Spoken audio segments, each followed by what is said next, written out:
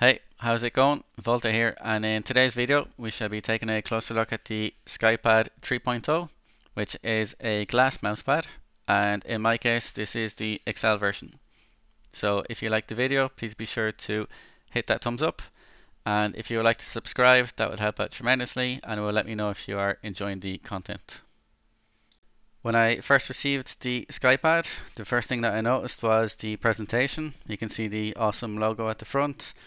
And then when you lift up the packaging on the top left hand side, it will tell you the size that you ordered in the 3.0, the color scheme on the right hand side, and after that you can notice some packaging, which is great to see because after all this is a glass mousepad, so it's extremely well packaged.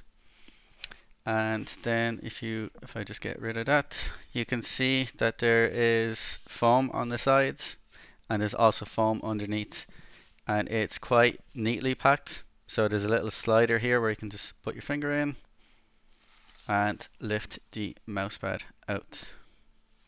Typically I would normally use a standard cloth pad, so my go-to for a good while was the Artisan Hien Soft, which you can see here, which is a great pad. But over time I kind of got bored. I was using different mice, different combination of mice gates, and after a while I decided to take some old pads back out from the shelves and give them a go. So I went from the Xify GP4, which you can see here to the left. Now I use it as a resting place for my keyboards, and I actually went back to the Endgame Gear MPC 890. That's the large size. It comes in different sizes, and it's a Cordura pad. So I was quite enjoying the consistency when tracking in fast-paced shooters like Apex, Battlefield, and Overwatch. So after a while, it made me think, is there a faster pad out there that I might be able to try? And that's when I decided to get the Skypad 3.0, and I'm quite glad that I did. So just a quick rundown on the size of the mousepad. So the version which I currently have is the 3.0 XL. So the thickness is 3.6 millimeters, the width is 500 millimeters, and the depth is 400 millimeters, which is large enough.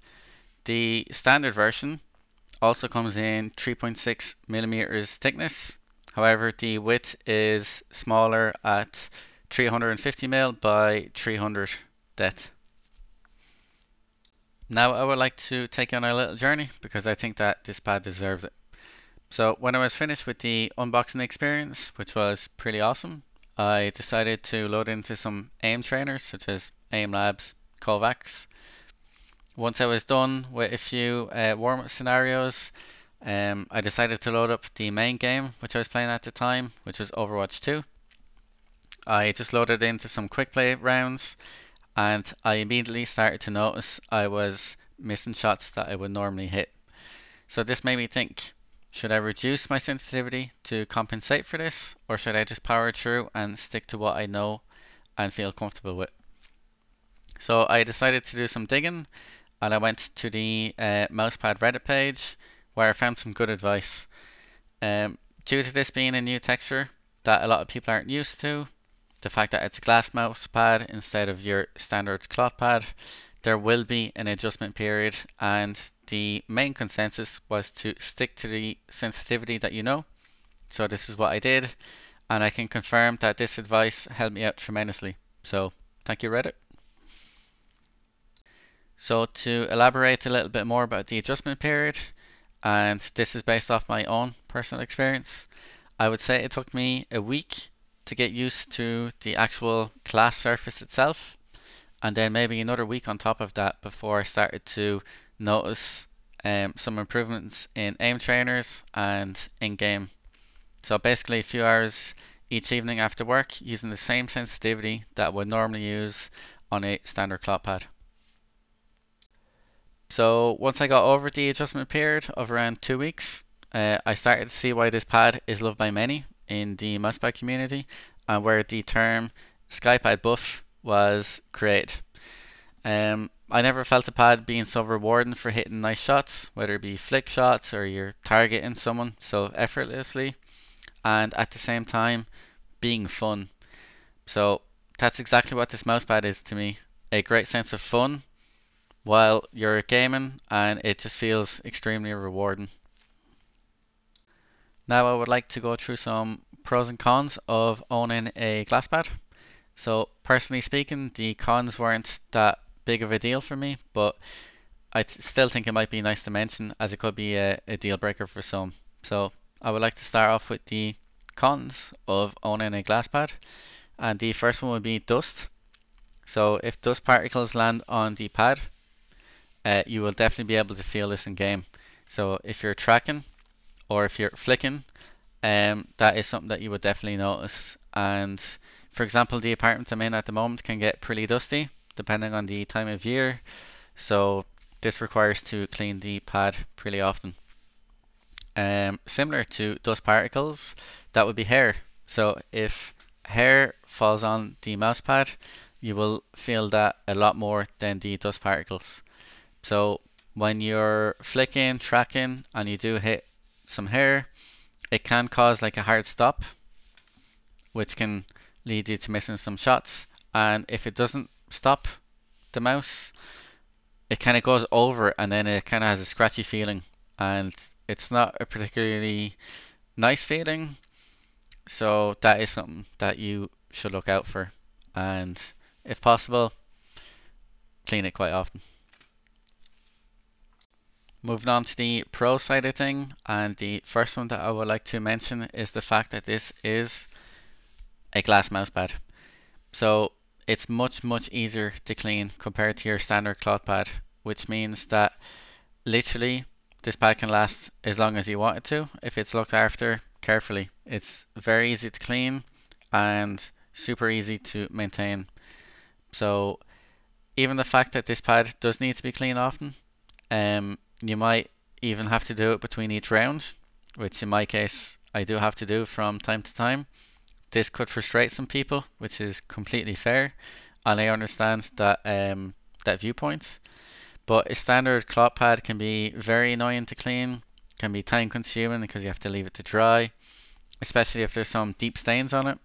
And sometime after a cloth pad dries out, it can also develop some slow spots. With the Skypad, I don't really see that ever happening due to how easy it is to clean and maintain. The next one, I didn't know whether to put in the pro side of things or the cons side of things. The reason for that would be the pricing. So this pad is not cheap. It cost me roughly around €100 when I got this delivered. It was on sale at the time in Max Gaming, so it's roughly around €100 with delivery. So it's not cheap, especially when you compare it to some cloth pads which are on the market, and you might be able to buy 2, 3, 4, even more cloth pads for the price of one Skypad. Now the reason why I'm saying I don't know if this should be included in the pros or con side of things is just how durable this mousepad can be. So unlike cloth pads, which in some cases need to be replaced after a few months, a year or so, I envisage that this pad can last you a very long time depending how it is looked after, and in some cases it might be your end game mousepad. So depending on which way you look at it, it could either be a pro or a con. So this one I will leave it up to you to decide on where that fits. For me personally, I see it as a pro, but I can definitely see why someone might say this would be a con. I also thought it might be nice to include some tips and tricks of owning a glass mousepad. So the first one would be to invest in a microfiber cloth and some glass cleaner. So if you're getting some glass cleaner, I would recommend in looking for one that does not have too many chemicals, perfume, vinegar, so it doesn't stain or damage the mousepad. So maybe go for something that's an eco cleaner, glass cleaner. The second one would be you might have to clean the mousepad before each daily use and after each daily use. So when you're loading up your game, maybe to give it a quick wipe down and make sure that it's clean. And depending on the environment that you're in, you might actually have to use the microfiber cloth pad between rounds. So I've noticed this from a personal point of view. Sometimes I do have to use the microfiber cloth in between rounds, which is no big deal. So just to keep it at arm's reach, just in case if that happens to you. For deep cleans, I tend just to use the glass cleaner. You just spray it on. Not too much spray, it's quite easy to clean. Again, not too many chemicals, perfume or vinegar like I touched on earlier. And then you can just wipe it down. It takes a few seconds to dry, and then after that you're good to go. At the same time, I would recommend in cleaning the mouse gates of your mouse. So just to give it a quick wipe down. Just make sure that you don't scratch them, because the body oil can transfer from the glass mouse pad to the skates. So that's also good practice. The final one would be to invest in an arm sleeve. So at the moment, this is just a cheap one I bought on Amazon, and I just cut a hole in with a pair of scissors, and I just place the thumb part over like this, and I just use it in game. I would like to try the official Skypad one, which looks pretty awesome. I might order that next actually, because I would like to try it, and it might complement the Skypad buff. So yeah, those are some tips and tricks that you might consider when you're buying a glass mousepad. To summarize, this glass mousepad by Skypad has shattered my expectations. I normally like trying out new mousepads just to see if there's some improvements in game, or if the comfort is a bit better. With this one, I haven't had an issue with either.